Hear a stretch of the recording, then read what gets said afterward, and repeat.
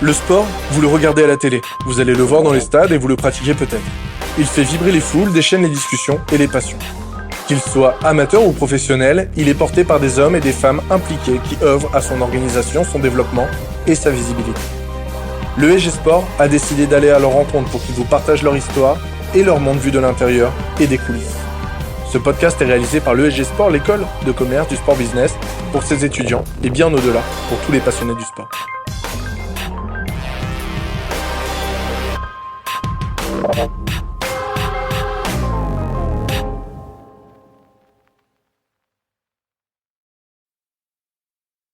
Bonjour Antoine, bonjour Edouard. Mais qu'est-ce que vous faites ici? On est venu dire bonjour tous les deux aux futurs étudiants de l'ESG Sport. Merci beaucoup. On est ravis de vous recevoir sur le podcast de l'ESG Sport à marée haute. C'était un élément important. Je crois que c'était un élément sine qua non de votre venue. Je suis accompagné de Sarah, future étudiante de l'ESG Sport Biarritz, qui nous fait le plaisir d'être avec nous. Bonjour Sarah. Bonjour, merci d'être là. On va commencer ce podcast par un portrait croisé. Alors, votre artiste musical préféré? On envoie des questions lourdes là. Ouais, Je sais pas, Ayam? Si, quand même. Ah oui, bon, du coup, on va avoir la même réponse. Ben ça me va, hein. Votre film préféré? Il y en a trop. Bon, quand même, il y en a Vas-y. quelques-uns qu'on a regardé ensemble. Vas-y. La Cité de la Peur, peut-être? Ah, bien. Exceptionnel. Bien. Le sportif qui vous a le plus inspiré? Moi, il est là. Oh, Oh, c'est bien dit. C'est joli. c'est mignon. Et moi, c'est vrai qu'il m'a beaucoup inspiré aussi. Mais j'ai beaucoup regardé des gens qui faisaient ma discipline, comme Bonga Perkins, Wayne de Soto. Bon, c'est assez précis. C'est une discipline qui est pas très connue, le longboard, mais ouais, c'est des gens que j'ai admirés. Ouais. C'est quoi le plus important lors de la préparation à un événement? Y aller en détente. Non, je pense que c'est vraiment relatif à chacun. Je pense qu'autant Edouard que moi avons des manières de se préparer totalement différentes.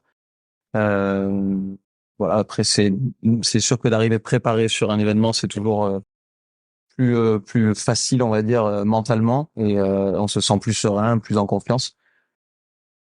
Voilà. Après, au fur et à mesure des années, moi, ces dernières années, je me préparais beaucoup moins, et ça fonctionnait quand même un petit peu. Donc voilà, ça dépend des périodes de vie dans la carrière aussi. Plutôt Kylie Slater ou Duke Kanamu? Ouf, ni l'un ni l'autre. Plutôt Duke Kanamoku quand même, hein, parce qu'ils sortent des grandes planches, donc du coup ça nous ressemble pas mal. Moi, je T'as le dis droit de Kelly. montrer aussi, hein. Moi, je dis Kelly. Une question peut-être plus technique. Cheveux longs ou cheveux courts? Ah bah ouais, il y en a un qui a les cheveux courts, l'autre qui a les cheveux longs, chacun ses préférences. Plutôt Mundaka ou Kira? K. Ni l'un ni l'autre. La côte des Basques. Vague creuse ou petite vague? Les deux. Ouais, les deux. Vous vous considérez plutôt comme un artiste ou un sportif? Ça dépend des fois. Les deux en même temps? Non. C'est-à-dire quand même. Non. Un sportif. En soirée, un sportif. Voilà, c'est ça. En soirée, nous sommes artistes et Sur les vagues. et sur les vagues sportifs. Bah, du coup, dans la continuité, électro ou house? Ni l'un ni l'autre. Reggae. Ouais. Du coup, c'était pas dans les options, ça m'arrange pas, mais ok. Zut. Vin blanc ou rosé? Rouge. Rouge, pareil. Rouge aussi. Bon, voilà, en fait, l'idée, c'est de faire un petit peu plus connaissance lors de ce portrait croisé. Maintenant, on va rentrer dans les questions un peu plus liées à votre carrière. En fait, l'idée, c'est de se focus sur 3 moments de votre vie. On va faire un plan très chronologique, passé, présent et de façon prospective un peu votre avenir. Moi, ce qui m'intéresse, c'est moi, les transitions m'apportent beaucoup. Parce que les transitions, comme dirigeant d'une école, c'est un moment charnière dans lequel les futurs dirigeants du sport sont souvent connectés aux sportifs qui vivent des moments de transition. Ces sportifs, on le sait, ils ont besoin d'être accompagnés, parfois sur de la communication, parfois sur de la recherche de sponsors, peut-être dans leur réorientation professionnelle. On verra avec l'entreprise votre parcours entrepreneurial aussi parfois être accompagné par un professionnel du business, ça peut être extrêmement, ça peut être nécessaire. Et ces moments de transition sont extrêmement importants. Alors, la première question, je vais vous demander, est-ce que vous pouvez vous présenter, à la fois savoir qui vous êtes, ce qui vous anime, votre palmarès, etc. Je t'en prie, vas-y. Alors, donc on a grandi tous les deux à Marseille, dans cette belle ville du sud-est de la France, dans laquelle les vagues étaient assez rares, mais on avait un père passionné qui nous a beaucoup poussé à faire cette discipline qui est le surf. Et on venait énormément en vacances aussi sur la côte basque depuis qu'on est tout gamin. On a eu cette chance-là. Et puis on a commencé à suivre un petit peu des compétitions départementales, locales, quoi. Et puis moi j'ai intégré donc le pôle France de surf de Bayonne, qui était une structure qui alliait donc la scolarité et les entraînements de surf, les entraînements sportifs, à l'âge de 15 ans. Et Edouard m'a rejoint 3 ans après. 3 ans après, je crois. Ouais. Ça c'est pour un petit peu. Alors qu'on a 5 ans d'écart. Donc du coup, il y en a un. Ah oui, ça d'ailleurs. Non, je suis resté très longtemps à l'école. Ok, au niveau peut-être du palmarès, enchaîner un petit peu, est-ce que vous pouvez nous parler un peu des performances récentes que vous avez eues? On a eu 2 titres de champion du monde par équipe. 3. 3, voilà, j'en ai oublié un, 3. Voilà. Moi, j'ai été vice-champion du monde ASP de longboard, qui était la fédération professionnelle à l'époque. Ouais. J'ai eu 3 médailles d'or au championnat du monde ISA, qui sont donc les championnats du monde par équipe aussi, auxquels donc on a remporté le titre par équipe, titre mondial par équipe, où il y a 2 filles et 2 garçons. On était les 2 garçons en course. Et voilà, après Edouard a eu énormément de belles victoires dans sa carrière. Ouais, on a eu la chance quand même de performer et d'avoir quelques titres de champion de France, champion d'Europe et champion du monde à nous deux. Donc ouais, c'est cool. Et est-ce que vous pouvez nous raconter vos premières expériences sportives? On allait directement vers la planche ou qu'est-ce qu'on a fait avant? Moi, j'ai fait beaucoup de skateboard à Marseille. Ouais. Et voilà. Ouais, non, moi c'était le surf personnellement. Après première expérience sportive, ouais, non, je faisais du skate, mais moins que toi quand même. Et non, et après c'était surtout les allers-retours dans le Pays Basque pour surfer au taquet et sortir après les cours avec notre père qui venait nous chercher après l'école à Marseille, à aller surfer les 3 quarts d'heure qu'il y avait à surfer avant qu'il fasse nuit. Et c'était ça, quoi. Comment ça se passait à l'école, justement? Plutôt bien. Moi, je sais pas, j'ai un bon souvenir de l'école, globalement. Ouais. Je suis parti jeune, moi, je suis parti à 14 ans de Marseille. Et j'avais déjà une grosse bande de potes dans la région. Et du coup, j'étais vachement bien intégré. Et j'étais avec que des potes à moi avec qui je surfais toute la journée, tous les week-ends. Donc c'était très agréable. À l'école, qu'est-ce que tu me racontes? L'ambiance à l'école, c'est cool. Ah bon, l'ambiance à l'école. Ah ouais, non, l'école en général, non, je sais pas. Est-ce que le parascolaire fait partie du scolaire? C'est-à-dire? En fait, je sais pas, une vraie question. Sûrement. Et toi, du coup, Antoine? Moi, à l'école, j'en garde un souvenir relativement mauvais dans l'ensemble, on va dire. Après les années au sport-études, c'était génial, oui, au niveau connexion avec les autres élèves du pôle et donc qui sont devenus des très bons potes de longue date, quoi. Donc des bonnes relations, mais au niveau scolaire, c'était assez compliqué pour moi, ouais. Voilà. Aussi, c'est parce que j'étais pas fait parce que je foutais rien, peut-être un peu les deux. Donc, vous venez de Marseille, donc il y a la mer, pas les mêmes vagues qu'ici. Et comment se passe l'enfance donc sur les vagues et comment on peut en arriver au longboard? Grâce à un père surmotivé, hein, qui, comme Edouard l'a dit, venait nous chercher parfois à la sortie de l'école et était motivé dès qu'il y avait la moindre vaguelette, on va dire, en Méditerranée.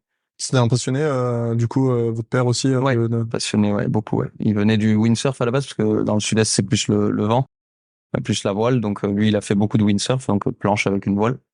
Et puis, moi, quand je suis né à peu près, il s'est mis au surf. Et donc, nous a transmis sa passion et nous a fortement poussé à pratiquer le surf, ouais.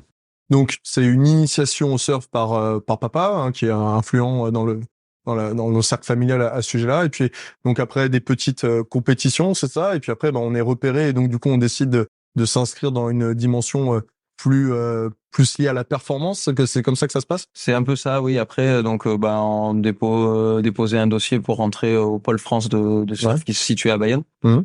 Voilà, et c'était assez compliqué parce qu'à l'époque, il y avait quand même beaucoup de gamins qui surfaient très bien. Nous on venait de Méditerranée, ce qui était forcément vu d'un œil assez étrange, comme tu as pu le dire. Il y a pas de vagues en Méditerranée, mais Ouais, surtout à l'époque quand même. oui, Surtout à l'époque, ouais. maintenant avec les réseaux sociaux et les vidéos, on sait qu'il y a quand même des vagues en Méditerranée. Et du coup, comment est venue l'idée de faire du longboard? Moi, personnellement, j'ai suivi un peu le mouvement avec. On a toujours fait les deux, de toute façon, mais j'ai plus toujours fait les deux en fait toute ma vie. Après, les compétitions, pareil, dans les deux, shortboard, longboard. C'est juste, ça a évolué et j'ai suivi quand même les traces d'Antoine derrière, mais il n'y a pas quelque chose qui m'a fait décider plus que ça en fait. C'est pas. Oui, après, je pense que c'était surtout parce que notre père faisait du longboard. Et donc, on surfait ses planches au départ. Voilà, il nous poussait aussi beaucoup à faire du longboard. Voilà. Non, c'est à toi, Sarah. Je veux bien poser la question, mais c'est à toi. Eh ben passe alors, c'est à moi alors. Non, mais voilà. Bon, donc on a bien compris. Donc le côté père, donc qui accompagne beaucoup dans et puis votre relation aussi, qui vous permet de vous pousser aussi dans les compétitions. Moi, j'avais préparé une question pour toi, Antoine, parce que quand on regarde effectivement ton palmarès, il y a un moment donné où après 2 titres de champion du monde, tu décides de faire une petite pause. Et qu'est-ce qui fait qu'on décide d'aller chercher la 3e alors? Ouais, alors c'est une très bonne question. J'avais décidé d'arrêter parce que ma vie avait un petit peu changé. J'ai eu un enfant entre-temps. C'est une discipline dans laquelle il n'y a pas énormément d'argent à gagner non plus. Donc c'était aussi un concours de circonstances, on va dire. Perte de sponsors aussi, avec tous les partenaires que j'avais pu avoir. Donc moins de facilité financière aussi à suivre pour un tour mondial de compétition ou ce genre de choses. Le fait d'y retourner, c'est lui, c'est parce qu'il était là et qu'il m'a appelé et qui m'a dit bon voilà, il y a une 2e place à prendre pour une équipe de France, qu'est-ce que tu fais? Donc j'ai dit quoi que je fais, j'étais en vacances moi, j'ai dit oula attends, je vais y réfléchir. Donc la fédération m'appelle, j'y réfléchis et au bout de quelques semaines, je dis je vais y aller quand même encore une dernière fois, allez, je vais y aller. Voilà, j'y suis allé. J'y suis allé pour le voir gagner et malheureusement. Et il m'a mis de branler. Ironie du sort, voilà. C'était important. Toi, tu te voyais pas y aller avec quelqu'un d'autre? Je me voyais y aller. Déjà, j'étais content d'y aller pour moi. Et en fait, le truc, c'est qu'on n'a pas eu énormément d'opportunités de faire d'équipe de France ensemble, de par l'organisation des championnats du monde ISA, justement, qui ont lieu normalement une fois tous les ans, mais c'est l'équivalent des Jeux Olympiques, en fait, un peu. Le truc, c'est que en fait, l'ISA a moins organisé de compétition, l'a quasiment pas fait. Elle a fait en 2013. Après, il y en a pas eu pendant 4 ans, 5 ans même. 2018, la fédération, elle n'a pas voulu qu'on y aille parce qu'on boycottait, je sais plus exactement ce que c'était comme histoire. On y a été en 2019 parce que c'était à Biarritz et c'est revenu à Biarritz. On a eu la chance de refaire, on a gagné. Et après, ça a encore été annulé avec le Covid et toutes ces histoires. Donc en 2023, il y a eu une nouvelle opportunité et c'était que la 3e équipe de France qu'on allait faire ensemble. Donc ouais, je trouvais que c'était quand même une opportunité, une dernière. Et je m'étais dit, allez, une dernière quand même, on l'a fait ensemble, c'est cool. Ce qui est génial aussi dans ces championnats, c'est que c'est par équipe. Donc, comme je le disais tout à l'heure, il y a 2 filles et 2 garçons. Et donc, il y a vraiment un gros sens du partage. Chose qu'on n'a pas forcément dans notre discipline, nous, puisque le surf, c'est quand même un sport individuel. Donc, c'est vraiment des moments où il y a beaucoup de partage, de soutien, d'équipe et toutes ces valeurs-là, elles ressortent énormément en équipe de France. Tous les gens qui ont fait des équipes de France en surf se souviennent de ces équipes moments et de ce partage qu'il y a pu avoir entre tous les athlètes, quoi. Et justement, Antoine, tu as parlé des sponsors qui sont quand même importants pour subvenir bien sûr. durant le parcours professionnel. Et donc, quelles sont vos marques et sponsors qui vous suivent actuellement? Alors, je vais commencer, ça va aller très vite. On a un artisan local qui s'appelle Alain Mainviel qui fait des super planches, fabricant de planches de surf. Mainviel Surfboard, qui fait vraiment des beaux objets et qui nous a suivis depuis le tout début, puisqu'à la base c'est mon père qui se faisait faire des planches chez lui et qui après nous a rencontrés gamins et nous a vu surfer sur les planches de mon père et nous a dit mais tiens c'est peut-être il y a peut-être quelque chose à faire avec eux, et puis en fait c'est devenu quasiment pour moi c'est comme un père adoptif, on va dire, entre guillemets. C'est vraiment quelqu'un avec qui je m'entends très bien, avec qui on a eu énormément de discussions autour du surf et autres, hein, d'ailleurs, mais pas que le surf, mais voilà. Je me suis un peu égaré, donc les sponsors, pardon. Mainviel Surfboard, et puis après moi j'ai été longtemps sponsorisé par la marque Oxbow. Voilà, ça s'est terminé il y a à peu près 6 ans. Et on a eu pas mal de sponsors aussi techniques. J'ai eu FCS qui fait des produits techniques du genre dérive, leash, tout ça. Voilà.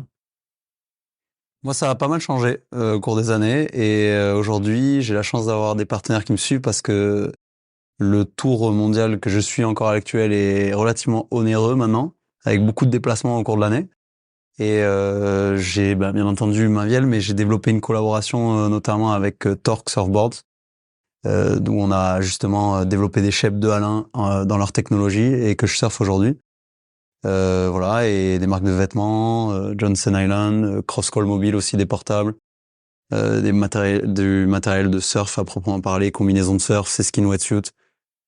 Voilà. C'est difficile cette question à chaque fois parce que s'ils en oublient un sponsor, ils vont se faire taper sur. Ouais. Compliqué, ouais. Bah, ça va.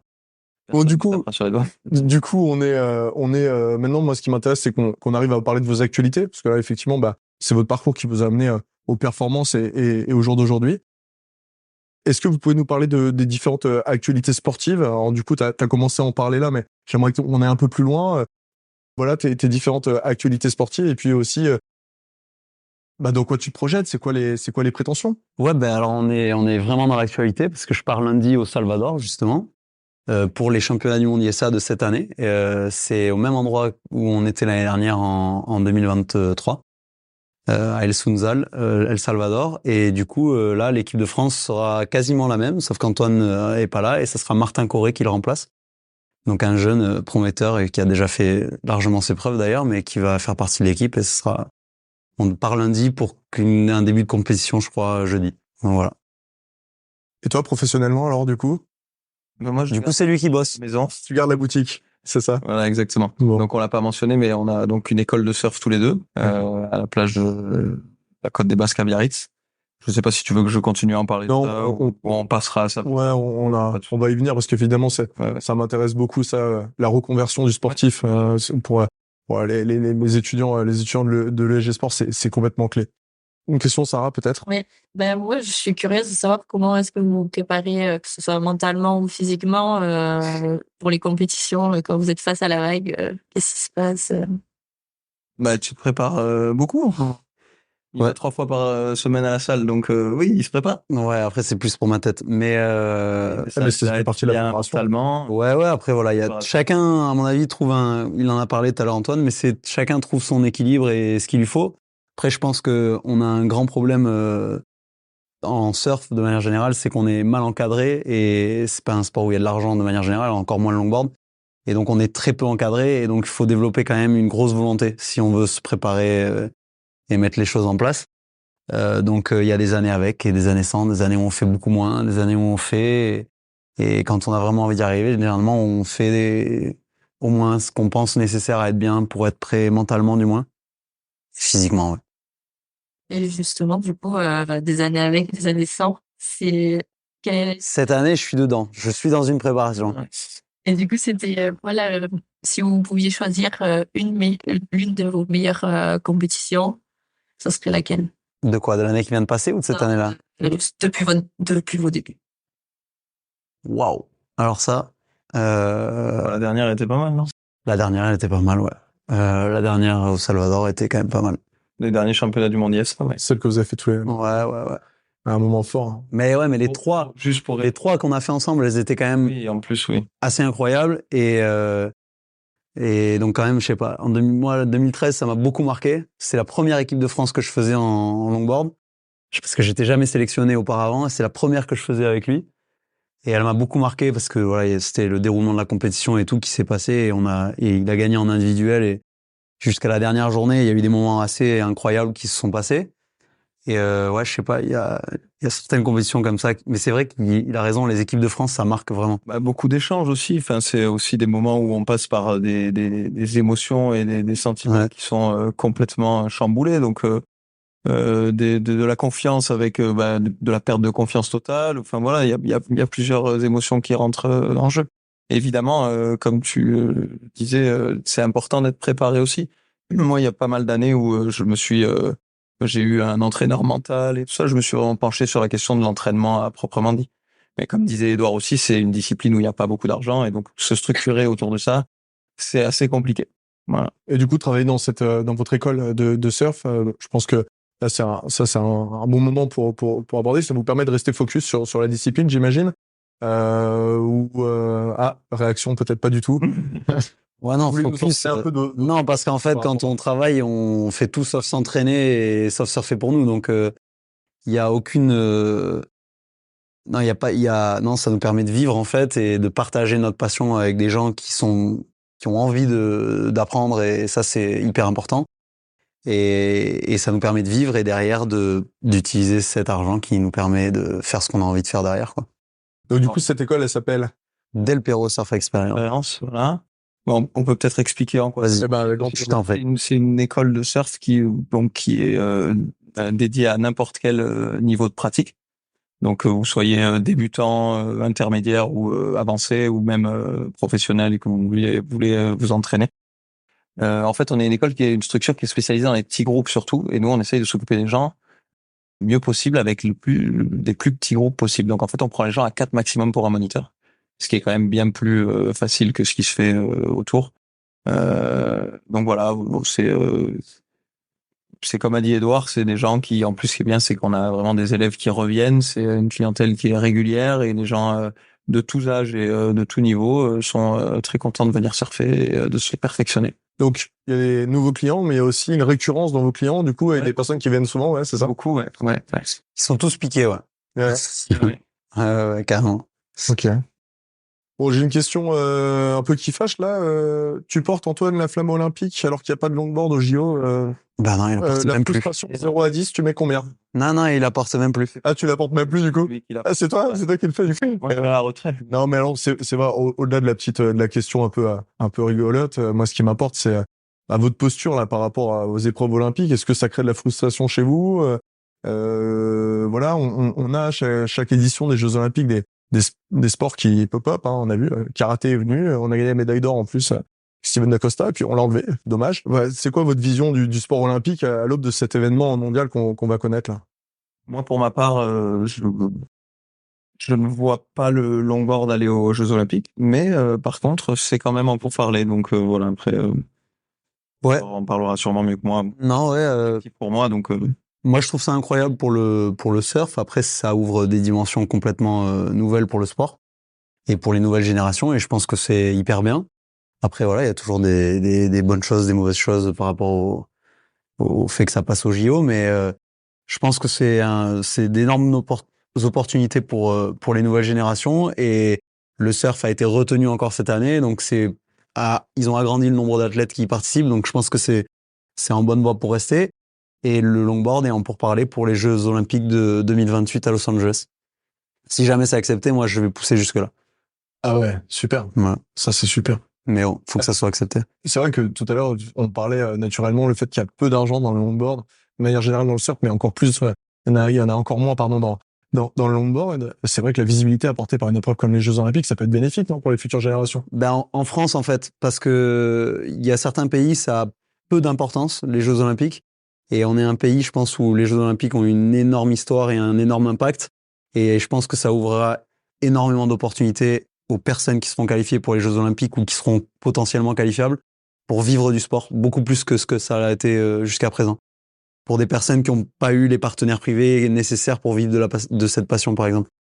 Donc je pense que rien que pour ça, c'est une bonne opportunité. Ouais. Ok, bah merci du coup pour avoir échangé sur vos actualités. Mais ce qui va nous intéresser, c'est avoir une vision un peu prospective à l'avenir. Et donc, maintenant que vous avez conquis à peu près toutes les vagues du monde, est-ce que vous faites... Même pas. Ben rien. Je rigole. Toi, t'as quand même un gros objectif en ligne de... Non, je rigole complètement.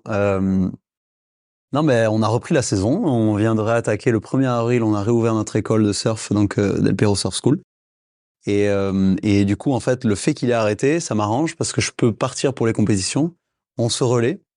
Moi, je reprends le relais quand je suis là de manière plus intense. On se relaie comme ça. On trouve un bon équilibre. Et je pense que ça marche bien.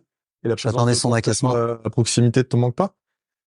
En compétition? Bah, Bon, après, c'est un sport individuel, hein. Quand il est là, j'ai envie de le casser en deux. Je te pose cette question, Edouard, parce que tout à l'heure, quand tu parlais de tes préparations, t'as tout de suite parlé de ton frère. Et donc, ça veut bien dire... Ouais, parce qu'en fait, non, mais après, c'est parce que c'est assez spécial. Antoine, il est talentueux. Et du coup, il a peut-être besoin de moins se préparer que d'autres personnes. Et donc, du coup, j'ai eu un exemple qui va pas vraiment avec cette image du sport que tu peux avoir, de la préparation carrée, truc, assidu, machin. Bon, donc, et après, il y a vachement de bonnes choses là-dedans, hein. Il y a plein non, mais il y a plein de trucs intéressants, quand même. Et en vrai, c'est que dans la tronche. Enfin, on fait un sport, quand même, le longboard, qui est beaucoup moins athlétique, même si ça demande des capacités physiques importantes, selon les conditions, plein de choses, hein.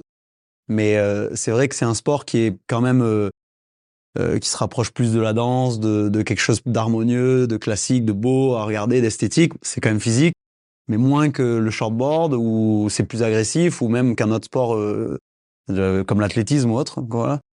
Et du coup, la préparation physique à proprement parler, elle est pas, je pense, primordiale, vu que si tu l'as fait auparavant pour te préparer dans tes années précédentes, ça veut dire que t'es quand même là. Oui, ne serait-ce que d'aller dans l'eau tous les jours Voilà. et de surfer. Ça suffit. C'est déjà. Mais il y a qu'à regarder le top, je sais pas, 5 mondial du tour professionnel. Il y a des mecs qui ont 42 ans et qui sont en forme, hein, mais voilà, c'est pas non plus, c'est pas des machines physiques non plus, quoi. Voilà. Tous ceux qui ont plus de 42 ans, vous êtes tous en forme dans la salle. Moi, ce qui m'importe là, avec maintenant toute votre expérience, les titres que vous avez gagnés, si on fait un step back et vous voyez en début votre père vient vous chercher à l'école, vous emmenez faire quelques vagues là, c'est quoi le mot que vous aurez envie de vous dire comme jeune sportif là? Quel petit conseil vous pourriez vous donner? Change rien. Lâche rien, ouais. Non, change rien. j'ai dit. Change rien, lâche rien. Ouais, change rien. Continue, éclate-toi. Ouais, ouais, à la limite, c'est vrai que la notion de plaisir, moi, je l'ai quand même perdu à certains moments, et c'est quelque chose de très important, qui m'a beaucoup rappelé d'ailleurs, mais qui est difficile. Je vais rappeler parce que moi aussi je l'ai perdu. Ouais, voilà. C'est la notion de plaisir quand même qui est difficile enfin, il faut pas la perdre, tout simplement, quoi. Et ça rejoint... En fait, nous, notre discipline, c'est un sport plaisir, en fait. C'est ça aussi, faut le dire, c'est que c'est un sport, mais on va pas se mettre sur une ligne de départ pour battre un record, et il ne va pas. Bon, bien sûr qu'on peut forcément éprouver énormément de bonnes sensations à faire ce genre de discipline, mais il y a quand même un truc qui est proche de l'environnement et qui est un petit peu magique, parce qu'on est un petit peu en train de glisser sur des ondulations, donc c'est quand même assez incroyable. Donc il y a quand même l'aspect du plaisir qui est souvent présent, et bon, parfois quand on en fait son métier, on peut un peu le perdre. Donc voilà, ça peut arriver. Bah, c'est un sport qu'on va faire toute notre vie, en fait. C'est ça la différence, surtout. Que même quand on arrête, on va en faire et continuera à en faire, quoi. Et du coup, tu as dit tout à l'heure que le longboard, c'était en pourparlers pour les JO 2028. Ouais, mais je suis pas dans les petits papiers, j'en sais rien, hein. Mais est-ce que vous pouvez nous parler de l'avenir du surf en France? Il est radieux. J'en sais rien. Non, mais après, je sais pas, il y a plein de... Non, il y a une nouvelle génération, il y a des jeunes qui sont hyper forts. France aujourd'hui avec des comités, des clubs, tout le système de clubs en France grossit, grandit et se penche aussi vers le haut niveau. Il y a beaucoup plus de soutien, on va dire, qu'à ma génération, Ouais. les générations d'avant, pour que les gamins puissent accéder au haut niveau. Ça, c'est certain. Parce que le sport est passé olympique, Voilà. et qu'en France, ça importe. Il y a ça aussi. Pour une question d'argent, de financement et d'investissement de personnes et tout ça. Donc, il y a de plus en plus donc ça grossit, ouais. Mais par contre, en termes de potentiel, il y a des jeunes très, très, très, très forts qui peuvent aller très loin dans une carrière. Voilà, On exactement. parle pas forcément du longboard, hein, de manière générale. Le surf, ça englobe pas mal de disciplines. Parce que bon, là, on a parlé du shortboard, du longboard, mais enfin, il y en a d'autres, hein. Il y a le body surf, il y a le bodyboard aussi. Voilà. Le bodyboard aussi, Très très, très fort. Puis, on le sait pas, mais on a quand même des champions du monde de bodyboard en France. C'est des disciplines qui sont moins médiatisées. Et dernière question pour conclure ce podcast. Donc vous avez vu avec le SG Sport la petite présentation que on a fait Sylvie et moi juste avant. L'objectif, c'est de poser la question aujourd'hui à un jeune étudiant qui rentre dans une école de commerce avec tout le background de sportif, parfois de résilience. J'ai senti un peu ça, Edouard, quand tu parlais le besoin de finalement de s'accrocher dans des moments un peu difficiles. Est-ce qu'il y a un conseil que vous pourriez donner à un étudiant qui rejoindrait le SG Sport? Alors moi, tu sais, j'ai fait des études en fait. Et tu le dis maintenant? Tu le dis maintenant à la fin? Non, mais je vais te le dire maintenant parce que c'est important. Mais j'ai fait des études et je pense que moi, le truc que je dirais, c'est j'ai toujours essayé d'allier mes études et le type d'études que je faisais pour continuer ce que j'avais envie de faire à côté. Et même ça s'est vu aujourd'hui, on a monté une école de surf, c'est ce qui nous permet d'avoir le style de vie qu'on a envie d'avoir à côté, quoi. Heureusement qu'il était là, hein. Bon, bref. C'est vrai, Et Pour faire de la gestion, de la compta, tout ça, il fallait qu'il ait fait des études, hein, parce que moi. Non, bon, bref. Mais ouais, non, oui, mais c'est ça. Moi, je pense que c'est le truc que je dirais et que je regrette pas ça. C'est vraiment d'avoir composé pour toujours continuer à faire ce que j'avais envie de faire, ce qui me rendait bien et ce que j'avais envie de faire dans ma vie de manière générale. Après, trouver une voie ou un truc spécifique, ça c'est pas du tout. Je sais même pas si je vais pas changer, j'en sais rien moi plus tard ou je vais arrêter l'école de surf ou j'en sais rien, mais en tout cas toujours composer pour essayer d'avoir un style de vie qui nous convient et pas le considérer comme un truc principal, quoi, en gros, pas comme le tout à l'heure. Ce que je retiens de ce que tu dis, je vais essayer de traduire comme avec les mots que je dis à mes étudiants et tu me dis si c'est vraiment ça. Il y a une notion, en fait, les futurs étudiants, on leur conseille finalement de trouver leur voie et de s'épanouir. En fait, la seule obligation qu'ils ont finalement, c'est de s'épanouir et de se réaliser. Peu importe finalement leur voie. Et puis, il y a une notion que tu as donnée aussi après. Moi, je trouve qu'il y a une notion d'agilité que tu évoques. La capacité de rebondir.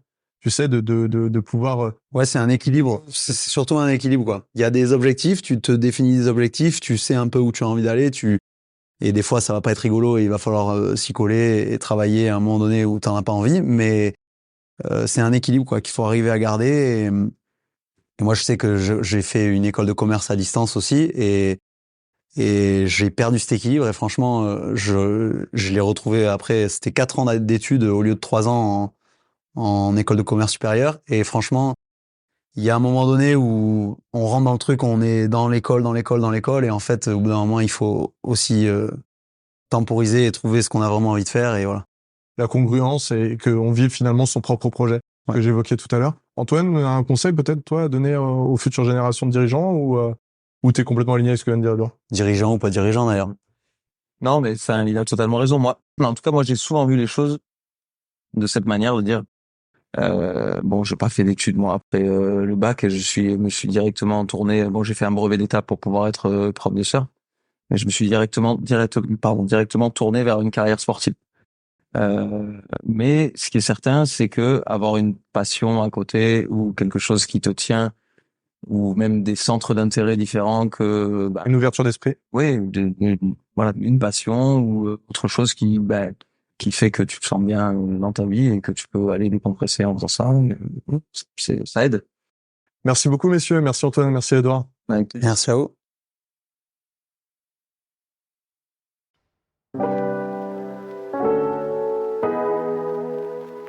C'est déjà la fin de cet épisode. Merci à notre invité de s'être livré à notre micro et de nous avoir partagé son expérience. Pour être sûr de ne pas passer à côté des prochains épisodes, abonnez-vous à notre podcast. Et si ça vous tente de nous rencontrer, passez nous voir à l'école. Le SG Sport est présent à Paris, Aix, Bordeaux, Lyon, Montpellier, Toulouse et Biarritz. À très vite.